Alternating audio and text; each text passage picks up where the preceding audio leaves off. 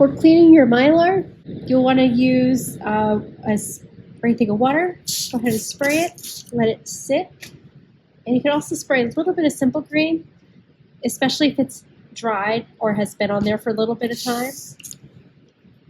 Let it sit for about 20 seconds or so. So maybe count.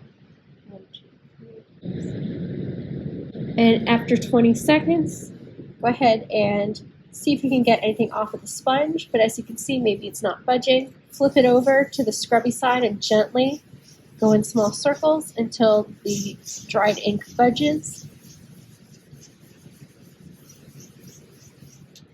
Then just kind of wipe over it. Boom, boom, boom. We go back over it really quickly.